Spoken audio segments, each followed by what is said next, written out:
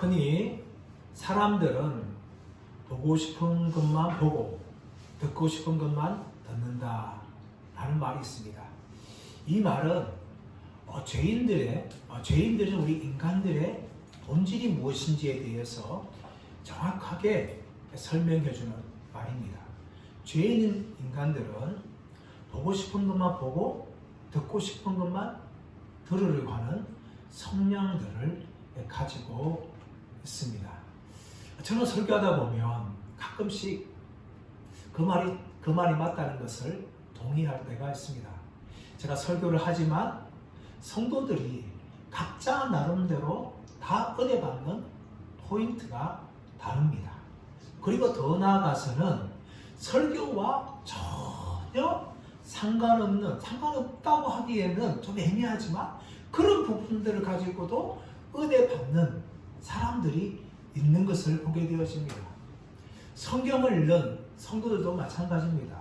성경이 무엇을 말씀하시는지에 대하여 정확하게 알고 그런 말씀에 대해서 은혜를 받아야 되지만 자신이 찾기를 원하는 말씀을 만날 때에 성경을 읽으면서 은혜를 받는 경우가 종종 있습니다. 이런 모습은 오늘날 성도들만 그런 것이 아니라 이스라엘 백성들도 그러하였습니다. 하나님께서는 성경을 통하여서 수많은 선자들과 또 예언자들 통하여서 또 많은 말씀들을 하였지만 이스라엘 백성들 같은 경우는 자기들이 듣고 싶은 것만 들었습니다. 또 받아들였죠. 또 더 나아가서는 자신들이 가지고 있는 나름대로의 해석을 가지고 열심을 내서 장로들의 유전과 전통까지 만들어내었습니다. 더 나아가서는 성경이 말씀하고 있는 하나님의 아들 예수 그리스도를 자신들이 생각하고 있는 메시아가 아니라고 거부하면서 십자가에 못 박아 죽이고 말았습니다. 여기에 대해서 사도행전에서 사도 베드로를 통하여 무엇을 말하였습니까? 너희가 하나님의 아들 예수 그리스도를 십자가에 못 박아 죽였다. 물론 이것은 사도 베드로의 메시지 아니라 나머지 11사도의 동일한 메시지였어요. 그렇게 사도들은 예수 그리스도 하나님의 아들이시며 구원자이신 그 예수 그리스도를 거부한 유대인들을 향하여 정죄하며 그들의 죄를 드러내었습니다. 오늘 본문에 나오고 있는 이 스데반의 설교는 사도행전에 나오는 10가지 설교 중에서 가장 긴 설교입니다. 사도행전에는 베드로의 설교가 5편, 사도 바울의 설교가 4편 나오고 그리고 한편의 설교가 이 스데반의 설교예요. 스데반은 사도들이 아니었습니다. 그런데 이 설교를 하였는데 사도행전 안에서 가장 긴 설교를 스데반이 하였습니다. 무려 52절에 걸쳐서 하였고 헬라어 단어로는 1014개의 단어가 이 스데반의 설교에서 나오고 있습니다. 그만큼 이 스데반의 설교는 아주 긴 설교였습니다.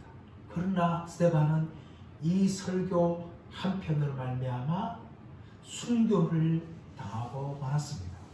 그러므로 스데반의 이 긴 설교는 자신의 목숨을 건 설교였습니다. 그렇다면 왜 스데반이 이렇게 설교를 하면서 순교를 당할 정도의 설교를 하였습니까? 또 그 설교의 내용은 도대체 무엇이길래 스데반이 순교를 당해야 했을까요? 오늘 본문은 이 긴 스데반의 설교를 통하여서 스데반이 왜 죽게 되었는지에 대해서 오늘 본문은 우리에게 증거하고 있습니다. 우리 1절 말씀 보시면 이렇게 되어 있습니다. 1절 말씀 보시면 대제사장이 이르되 이것이 사실이냐? 대제사장이 이르되 이것이 사실이냐? 이 대제사장은 사내들인 공회의 대표 회장인 현직에 있던 가야바라는 대제사장이었습니다. 이 대제사장이 거짓 증인들의 말을 듣고 스데반에게 묻는 거예요. 이 거짓 증인들의 한 말이 사실이냐? 물론 대제사장 입장에서는 진짜 증인이겠죠. 성경은 분명히 그들이 거짓 증인자들을 얘기하면서 그들이 한 말에 대해서 대제사장은 스데반에게 묻는데 이것이 사실이냐? 이렇게 질문을 합니다. 그리고 2절부터 스데반의 설교는 53절까지 이어집니다. 무려 52절에 걸친 긴 설교를 하면서 스데반은 거짓 증인들의 설교가 참 말이 아니라는 것을 드러내고 있습니다. 거짓 증인들이 어떻게 말하였습니까?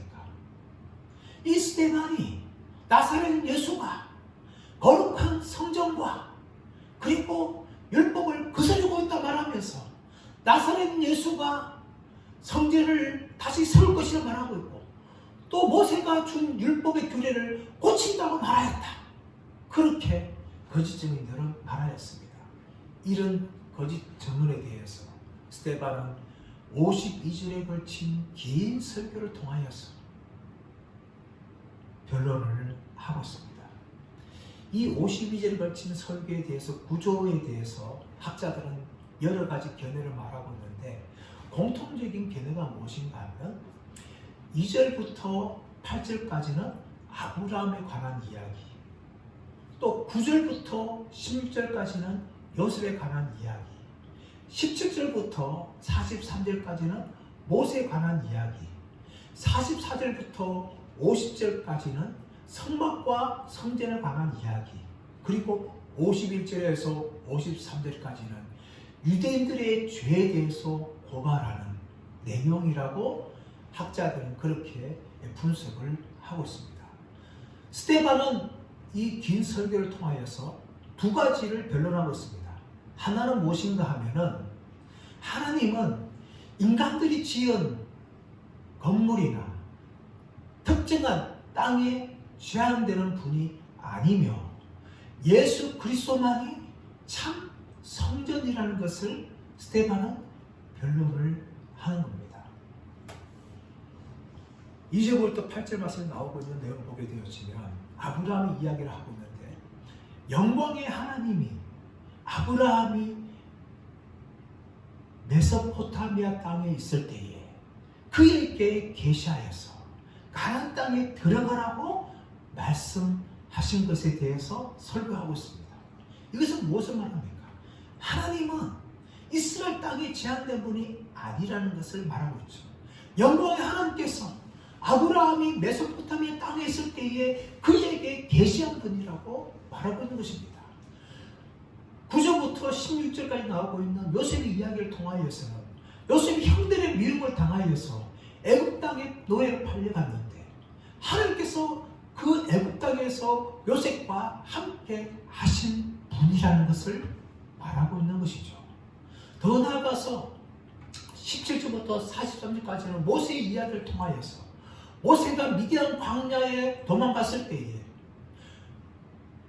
불타는 가시떨기 나무 가운데 임재하셔서 모세를 부르시고 또 모세를 통하여서 애굽에 가게 하셔서 10가지 기적을 행하시고 출애굽시키시고 광야에서 이스라엘 백성들과 함께 거하시다가 또한 여호수아를 통하여서 가나안 땅에 들어가게 하신 하나님에 대해서 스데반은 설교하였습니다.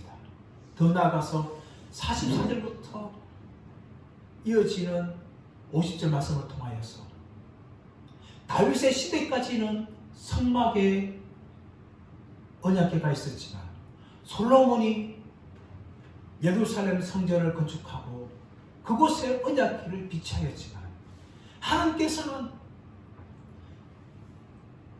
하늘을 그의 보좌로 삼고 땅을 그의 발등상에 삼는 분이시기 때문에 인간이 지었던 그 성전에 하나님이 제한되지 않는 분이라는 것을 스데반은 설교하였습니다.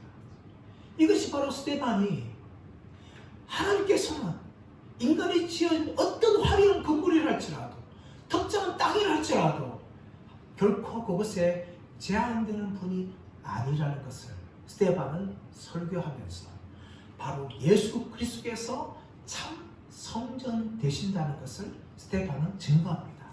예수님께서 너희가 이 성전을 헐라 그냥 내가 사흘 동안에 일으키리라 라고 말씀하신 것은 참 성전 대신 자신의 몸을 가리킨 것이라고 요한복음은 말하고 있듯이 스데반은 자신의 설교를 통하여서 눈에 보이는 저 화려한 헤롯의 성전이 참 성전이 아니라 바로 예수 그리스도께서 참 성전 되신다는 것을 자신의 긴 설교를 통하여 증거하였던 것입니다.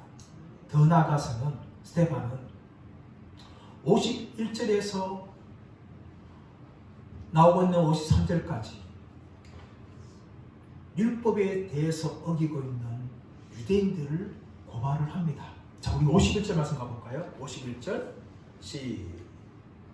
시작.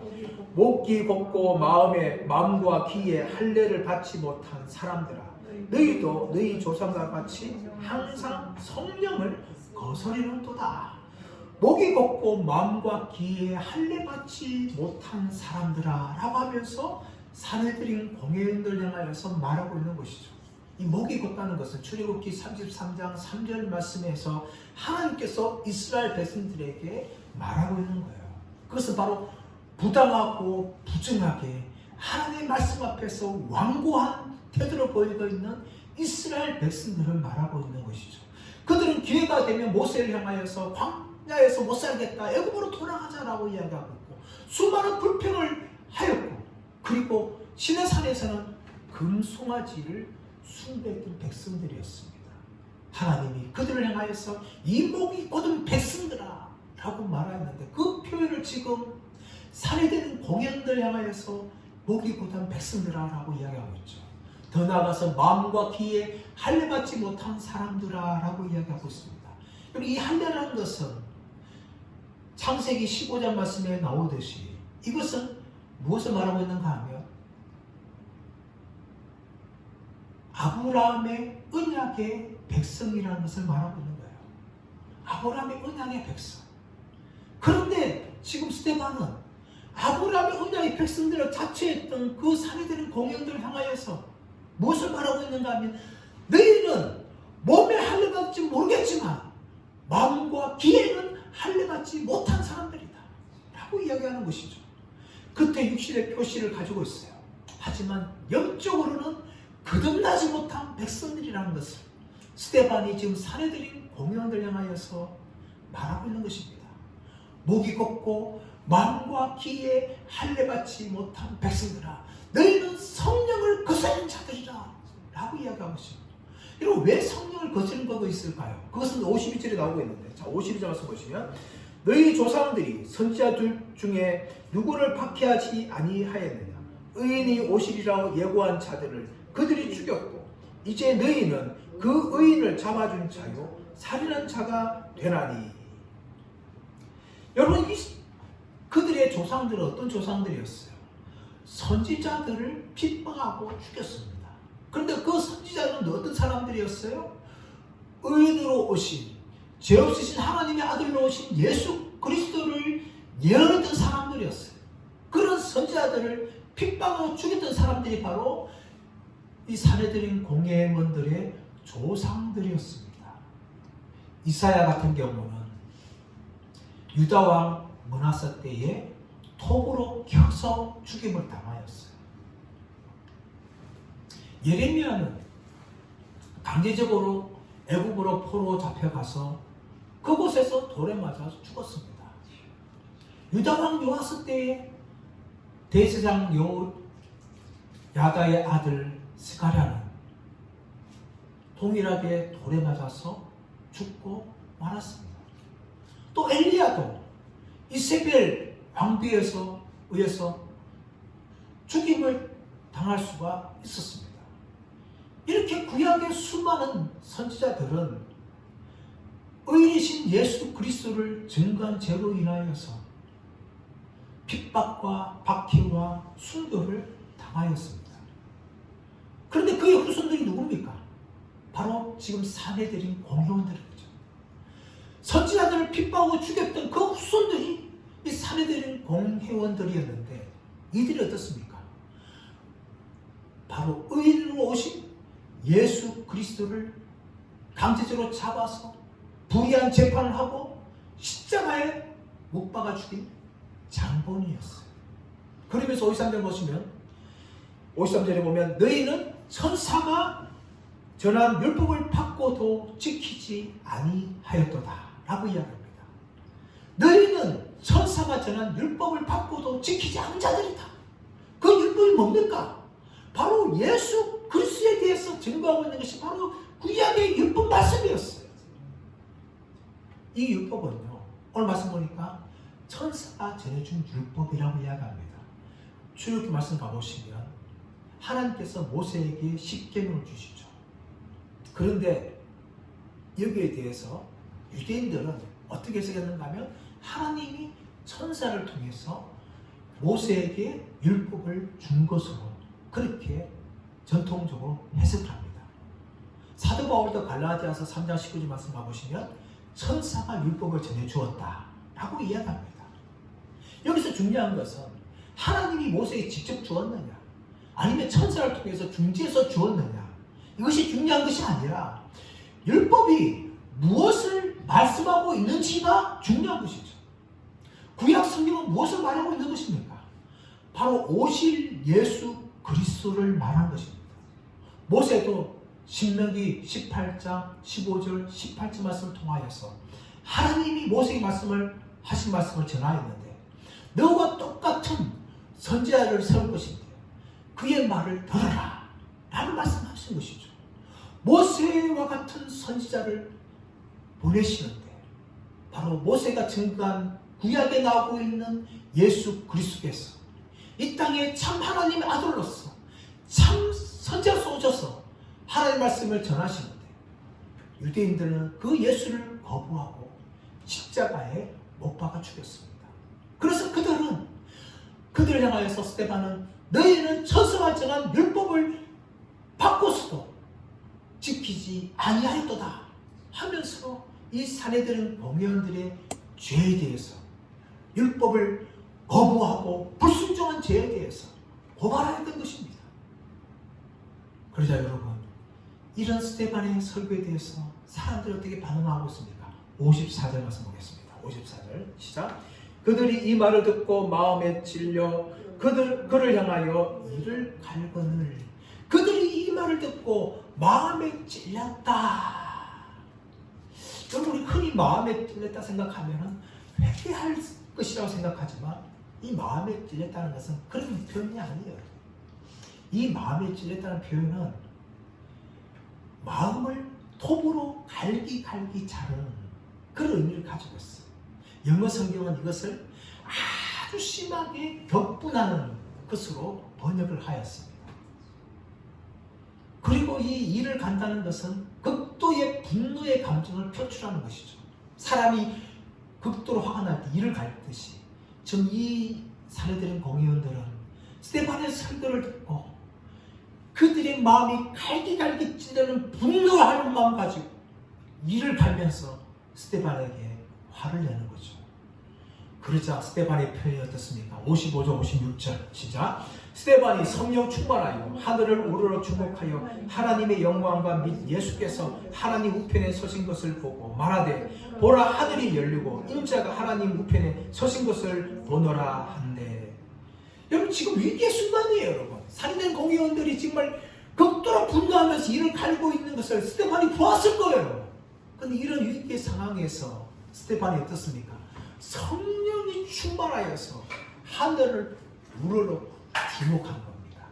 자신을 향하여서 분노하는 살인되는 공회원들을 주목한 것이 아니라 성령이 충만하니까 하늘을 우러러 주목한 거예요. 그러자 어떻습니까? 하나님의 영광과 민 예수께서 하나님 우편에 서신 것을 보았습니다. 그리고 그는 자기가 본 것을 사람들에게 말하는데 56절 말씀 보시면 보라 하늘이 열리고 인자가 하나님 우편에 서신 것을 보노라 한대. 스데반이 하나님의 영광과 그 보좌 옆에 예수 그리스도께서 서신 것을 보았습니다. 여러분 신약성에 보시면 예수님께서 십자가에 죽으시고 부활하신 후에 하나님 보좌 우편에 앉으셨다라고 성경은 표현합니다. 그런데 오늘 유일하게 하나님 보좌 우편에 앉아 계신 예수님이 아니라 하나님 보좌 우편에 서 계신 예수님을 스데반이 보는 겁니다. 보좌 우편에 앉아 있어야 돼요. 앉아서 통치하시는 것이 하나님의 모습입니다. 근데 예수님께서는 지금 보좌 우편에 앉아 계시는 것이 아니라 보좌 우편에 서 계시는 것이죠. 왜 서 계실까요? 이것은 스데반이 한 설교에 대해서 맞다는 것을 예수님이 인정하는 것입니다. 그리고 변호사로서 스데반을 지금 지지하고 응원하고 있는 거예요. 그리고 이제 곧 순교를 당할 스데반을 맞이하실 예수님의 모습이 바로 하나님 보좌 우편에 서 계신 것입니다. 이렇게 스데반이 하나님의 영광과 하나님 보좌 우편에 서 계신 예수님을 볼 때에 무리들은 더 흥분합니다. 자, 57절, 58절 시작. 그들이 큰 소리를 지르며 길을 막고 일제히 그에게 달려들어 성 밖으로 내치고 돌로 칠세 정인들이 옷을 벗어 사울이라 하는 청년의 발 앞에 두니라. 그들이 큰 소리로 지르는 거예요. 그리고 길을 막는 것이죠. 이 길을 막는다는 것은 스데반 소리가 더 이상 듣기 싫다는 거예요.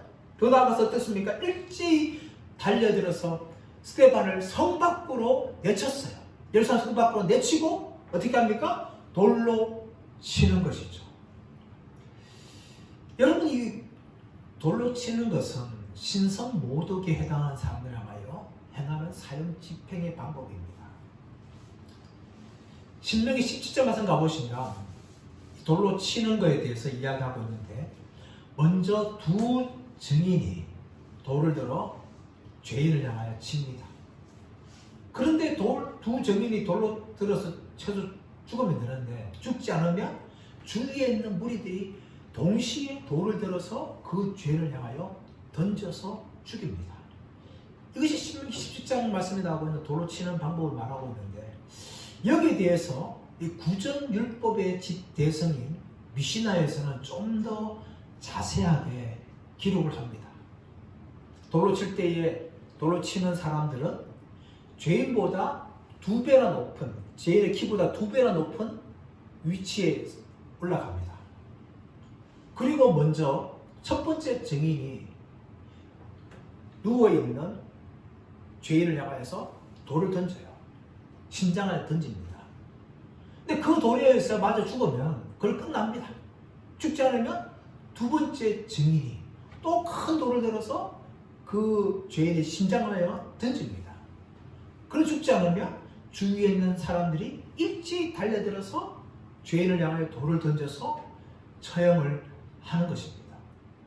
그런데 오늘 말씀 보시면 그런 과정을 다 생략하고 무리가 일제히 달려들어서 스데반에게 돌로 치게 되어집니다. 이것은 그들이 얼마나 무법한지를 보여주는 것이며, 더 나아가서 얼마나 스데반의 설교에 대해서 분노하는지를 보여주는 거예요. 사실 유대인들은 로마의 지배에 있었기 때문에 사형을 하지 못합니다. 사형권은 로마에게 있었어요. 그런데 이 신성 모독에 대해서는 로마가 어느 정도 허용을 해주었어요. 그래서 종교법에 의해서 이 스데반을 돌로 쳐서 이렇게 죽이는 것이죠. 이렇게 스데반은 자신의 설교로 인하여서 돌로 침을 당하였고, 그로 인해서 죽임을 당합니다. 근데 여러분, 스데반이 순교당하기 전에 스데반은 예수님을 향하여서 두 가지의 기도를 드립니다. 59절 말씀 볼까요? 59절 시작. 그들이 돌로 스데반을 치니 스데반이 부르짖어 이르되 주 예수여 내 영혼을 받으시옵소서. 돌에 맞는 순간 스데반은 예수님을 향하여서 주 예수여 내 영혼을 받으시옵소서 라고 기도합니다. 스데반이 예수님을 향하여서 주 예수여 내 영혼을 받으시옵소서 라고 한 것은 스데반의 기도였습니다. 스데반은 일반적인 성부 하나님을 향하여 기도한 것이 아니라 바로 주 예수 그리스도 하나님의 아들을 향하여 기도한 것입니다. 이것은 바로 주 예수 그리스도께서 성부 하나님과 동등하신 하나님이라는 것을 보여주고 있는 구절입니다. 동시에 예수께서는 우리의 기도의 대상이 되신다는 것을 말해주는 것이죠. 근데 그 예수님을 향하여 스데반은 주님, 나 너무 억울합니다. 나의 억울함을 갚아주옵소서. 지금 나를 돌로 치는 저 달을 천사를 보내서 다 없애주옵소서. 그렇게 마땅히 기도할 수도 있지 않겠습니까? 스데반은 그렇게 기도하지 않습니다. 어떻게 기도합니까? 주 예수여 내 영혼을 받아주옵소서. 예수님께서 누가복음 23장 46절에서 아버지여 내 영혼을 받아주옵소서. 내 영혼을 아버지로 부탁하나이다 라고 기도하셨던 것처럼 스데반은 자신의 영혼을 예수님께 맡겨 드리고 있습니다.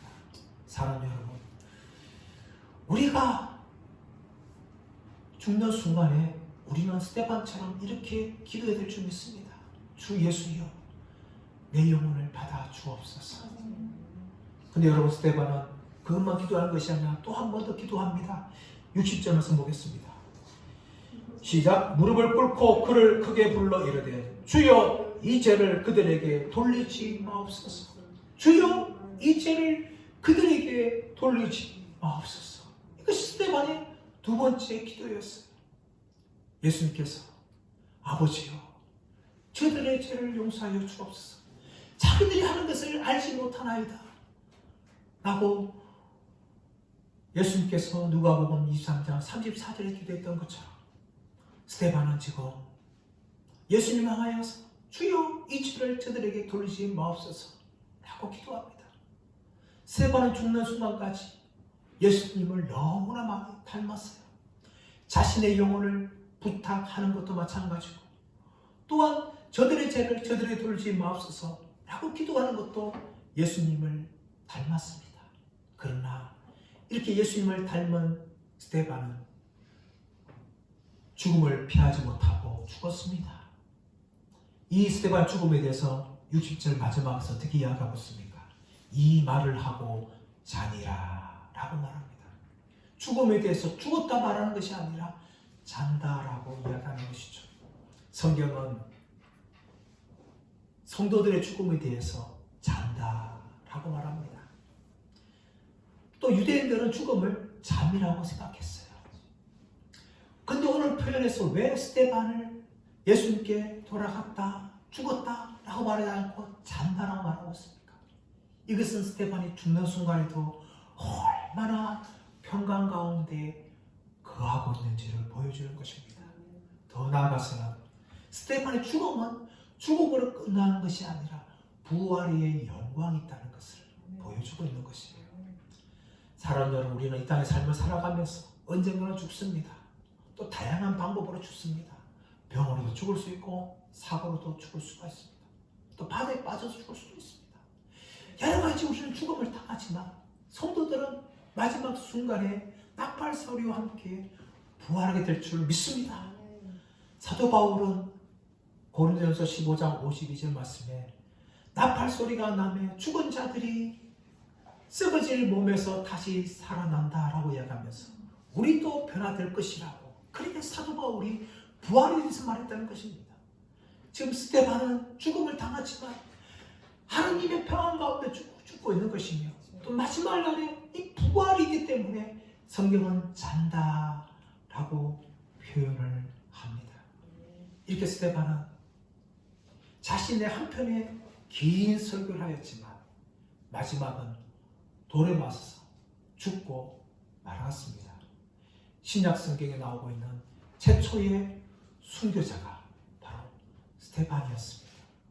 스데반은 자신의 설교를 통하여서 하나님께서는 특정한 땅인 이스라엘 땅이나 예루살렘 성전에 거하시는 분이 아니라는 것을 말하면서 바로 예수 그리스도께서 참 하나님의 아들이시며 성전이라는 것을 스데반은 증거합니다. 그리고 더 나아가서 바로 예수 그리스도는 율법에서 말씀하신 메시아이시며 예수님께서 율법을 폐하러 오신 분이 아니라 율법을 완성하러 오신 분이라는 것을 스데반은 설교했습니다. 그리고 더 나아가서 의인이신 예수 그리스도를 너희가 죽였다 하면서 유대인들의 죄를 드러내었고 그들을 고발했던 것입니다. 그러자 유대인들은 스데반의 설교를 더 이상 듣고 싶지 않았고 길을 막았고 스데반에게 달려들어서 성 밖으로 내치며 한꺼번에 돌로 쳐서 잔인하게 죽이고 말았습니다. 스데반은 이 한편의 설교로 신약 성경에 나오는 최초의 순교자가 되었던 것입니다. 저는 이런 스데반의 설교를 보면서 목사로서 두 가지의 도전을 받았습니다. 하나는 스데반이 정말 구약 성경에 대해서 정통하게 알고 있다는 것에 놀랐던 것입니다. 스데반은 아브라함 이야기, 요셉 이야기, 모세의 이야기, 그리고 성전에 관한 이야기, 구약을 꿰뚫고 있는 사람들과 성전에 관한 이야기에 대해서 너무나 잘 알고 있었어요. 물론 이런 이야기에 대해서 사례들은 공회원들이나 유대인들이 몰랐던 것이 아니에요. 그들도 알고 있었습니다. 하지만 그들은 성경이 말씀하려고 하는 정확한 메시지를 알고 있었던 것이 아니라 자기들이 듣고 싶은 것만 듣고 싶어 들었고 보고 싶은 것만 보는 그런 사람들이었습니다. 그런 사람들 향하여서 스데반은 성경이 무엇을 말하고 있는지, 성전에 대해서, 예수님에 대해서 무엇을 말하고 있는지에서 정확하게 증거했던 것입니다. 저는 이런 스데반의 구약 성경에 대한 이런 정통한 이해를 보면서 목사로서 많은 도전받았어요. 나는 과연 얼마나 스데반처럼 성경에 대해서 알고 있는지를 저는 자신은 다시 한번 돌아볼 기회를 삼았던 것입니다. 또 한 가지는 무엇인가 하면은 스데반은 목숨을 걸고 바로 예수 그리스도에 대해서 증거하였던 것입니다. 스데반은 자신의 설교에 물을 타지 않았습니다. 닭을 타지 않았어요. 성경이 말씀하고 있는 예수 그리스도에 대해서 그대로 다 전하였습니다. 예수님만이 참 성전이며 율법의 완성자라는 것을 그렇게 설교할 때에 자신이 죽을 수 있다는 것을 각오하면서 예수의 증인이 되었다는 것입니다. 설교자로서 설교하다 보면 때로는 유혹을 받을 때가 있습니다. 성도들이 듣기를 좋아하는 설교, 성도들을 감동하게 하는 설교, 성도들을 웃기는 설교, 그런 설교를 하고 싶은 유혹이 있어요. 물론 그런 설교 자체가 다 나쁜 것이 아닙니다. 때로는 감동도 줘야 되고 성도들 마음을 기쁘게 해야 되고 웃음도 줘야 됩니다. 그러나 여러분, 그런 설교를 하다 보면 무엇을 놓치는가 하면 바로 예수 그리스도를 액면 그대로 설교하는 것을 놓칠 때가 참 많아요. 또 하나님 말씀을 그대로 설교하는 것을 놓칠 때가 참 많습니다. 설교에 물을 타게 되는 것이죠. 성도들의 길을 즐겁게 하는 설교를 하다 보면 성경이 말하고 있는 그 핵심적인 메시지, 정말 성도들이 들을 설교를 하지 못할 때가 너무나 많습니다. 때로는 성도들이 듣기를 싫어한다 할지라도 목회자인 설교자는 하나님의 말씀을 액면 그대로 증거해야 되며 바로 예수 그리스도에 대해서 증언을 해야 되는 것입니다. 이것이 설교자의 운명이라는 것을 저는 이 스데반의 설교를 통해 보면서 다시 한번 확인하게 된 것입니다. 근데 여러분, 이런 도전은요, 목사인 저에게만 해당하는 것이 아닙니다. 여러분, 스데반이 누굽니까? 스데반은 평신도였어요. 12사도가 아니었습니다. 그런 평신도 사역자인데 불구하고 이렇게 구약 성경에 정통하였고 예수 그리스도에 대해서 증언한 사람이었습니다. 그렇다면 이 스데반의 모습은 마땅히 오늘 살아가는 성도들의 모습이 되어야 되는 거예요. 성도도 동일하게 스데반처럼 성경을 읽고 알아서 성경이 무엇을 말하고 있는지에 대해서 알고 있어야 되는 거예요. 깨달아야 되는 거예요. 더 나아가서는 세상에서 스데반처럼 예수님의 증인이 되어야 되는 것입니다. 때로는 돌에 맞을 수 있고, 때로는 박해 맞을 수 있고, 때로는 손가락질도 당할 수 있어요. 그래서 스데반은 그것을 두려워하지 않고 예수님을 증언하였습니다. 마찬가지로 오늘날 그리스도인들은 스데반처럼 살아가야 되는 거예요. 세상에서 마찬가지로 예수의 정의로서 살아가야 한다는 것이 바로 오늘 말씀이 저와 여러분에게 주신 도전입니다. 말씀의 결론을 맺습니다. 여러분, 오늘은 2024년도 마지막 주일입니다. 첫 주일 시작하면서 우리 예신교회 표어를 말씀으로 승리하라 라고 우리 정했습니다. 말씀으로 승리하기 위해서는 말씀을 붙들어야 되고 말씀대로 살아가야 합니다. 근데 여러분, 말씀으로 승리하는 것은 단지 2024년도만 해당하는 것이 아니에요. 여러분. 내년에 가면 또 표어가 달라지지만 우리 성도들이 세상에서 승리하기 위해서는 말씀을 붙들어야 되고 말씀을 알아야 되고 말씀을 읽어야 됩니다. 그렇지 않고서는 세상에서 승리할 수가 없는 것입니다. 그럴 때 우리가 세상에서 승리하게 되어지고 예수의 참 증인으로서 살아가게 될 줄 믿습니다.